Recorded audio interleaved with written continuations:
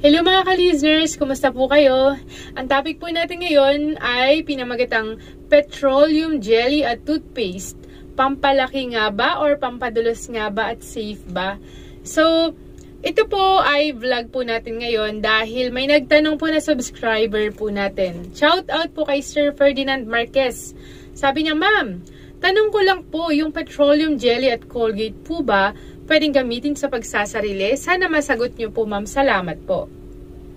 So now, bago po natin sagutin yan, nag-research po kasi ako, nakita ko po sa online, sa social media, na napakaraming nagsasabi or napakaraming mga video tungkol dito sa petroleum jelly at toothpaste. Ginagamit po ng iba ito na pampalaki daw po ng dibdib or ng mga maselang parte ng katawan ng lalaki. So, bago po natin sagutin yan, ako po muna si Listeners Organist.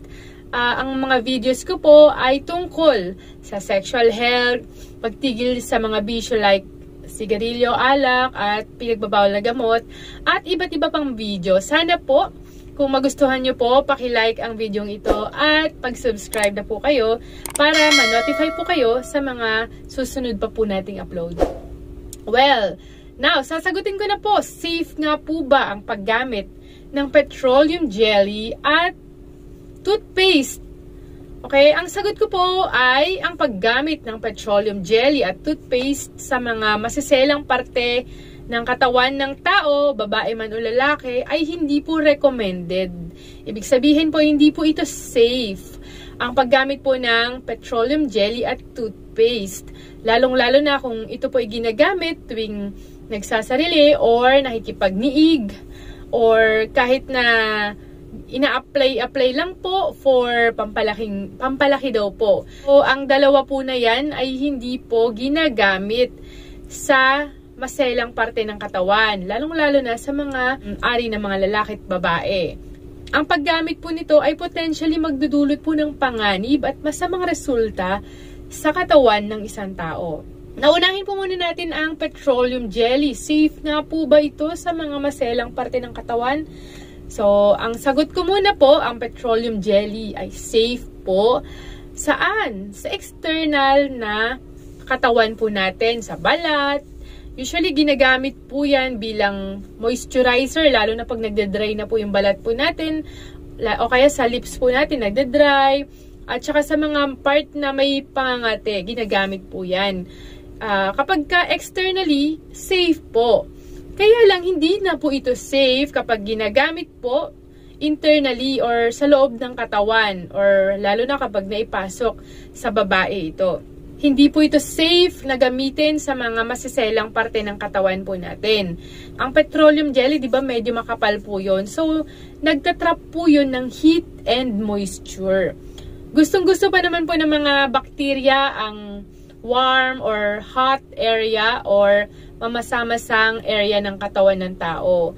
So, ibig sabihin, kapag naglagay po kayo ng petroleum jelly dyan, pwedeng magdulot po ito ng impeksyon, pangangate, at masamang resulta sa inyo. Doon naman po tayo sa toothpaste. Safe nga ba ito? Alam nyo po, mga ma'am and sir, ang toothpaste po ay ginawa panlinis po ng ngipin ng isang tao. Hindi po ito rekomendado na gamitin sa masiselang parte ng katawan. Meron po itong ingredients na hindi pwede sa mga masiselang parte ng katawan. Pwede kasi itong magdulot po ng pangate at allergy. Okay po, ang toothpaste po ay may mga ingredients po yan na nakakatuklap po possible ng mga balat, lalong-lalo na kung medyo manipis yung balat.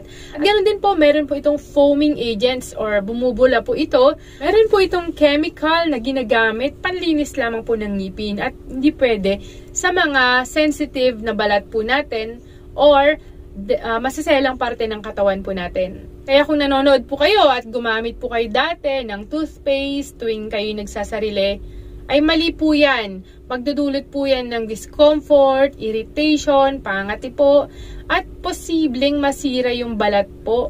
Okay? Delikado po yan. Pagmumulan po yan ng impeksyon at problema sa yung mga ari. So, friendly reminder ko po as a nurse, napakahalaga po ang paggamit ng mga produkto na inilaan lamang sa private area. So, basahin niyo muna po yung label. Halimbawa, for intimate use only, for feminine use only. Yan.